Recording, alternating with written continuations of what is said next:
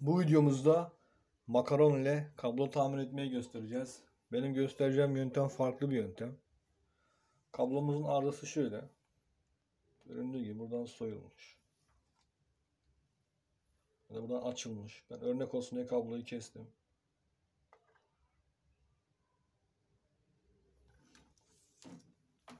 Kullanacağımız malzemeler: bir adet makaron,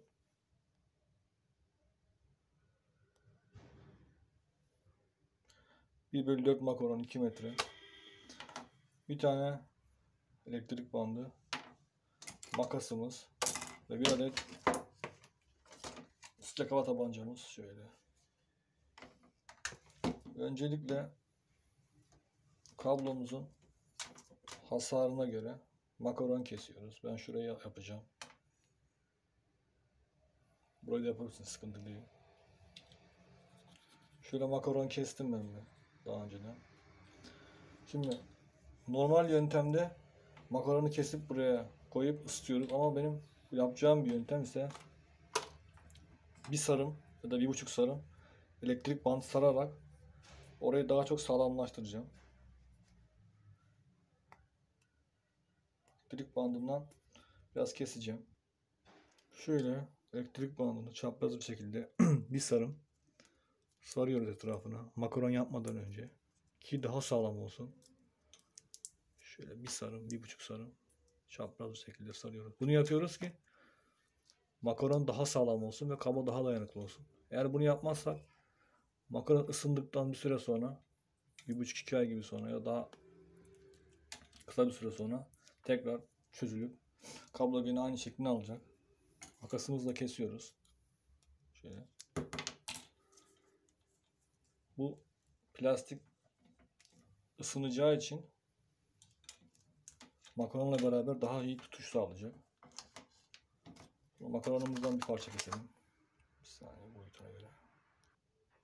Makaron keserken de elektrik bandından 1 milim fazlasını kesiyoruz. Şöyle fazlasını. Elektrik bandımız görünmeyecek şekilde. Şöyle ölçelim. Şuradan. Şuradan şöyle keselim. Kestik.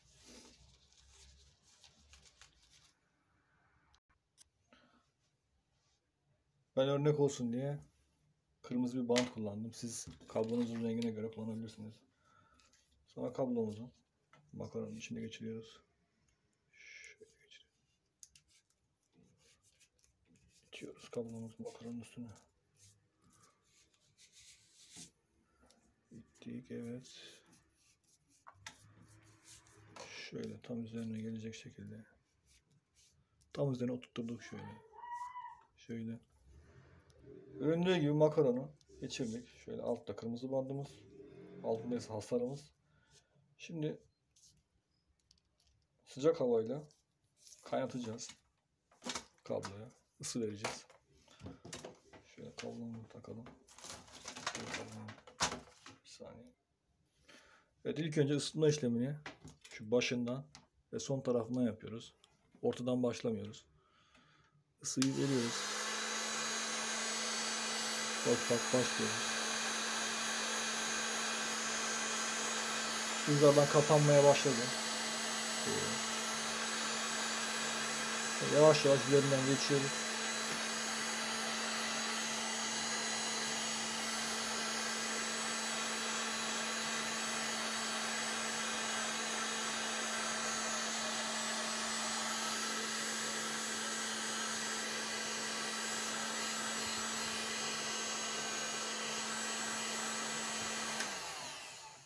Sonra makinemizi kapatıyoruz. Isıtma işlemi bittikten sonra kablomuzu soğumaya bırakıyoruz. Kendi kendine soğuyor. Kablomuzu 5 veya 10 dakika soğumasını bekledikten sonra şöyle bakıyoruz. Yakınlaşalım. Kablomuz gayet iyi kaplandı. Bu şekilde asla açma yapmaz. Ve diğer yöntemden daha iyi bir şekilde kablomuzu sorunsuz bir şekilde kullanabilirsiniz. Unutmayın. Yapmadan önce elektrik bandı bir sarım sarıyoruz. Üzerine gelecek şekilde makaron yapıyoruz. Gördüğünüz gibi kablomuz sapasağlam oldu. Şöyle yakından da göstereyim. Onardığımız kısım şu kısım, yakınlaşayım. Mükemmel bir bağlantı sağladık. Gördüğünüz gibi sertleşti de. Bu kadardı. İyi günler dileriz.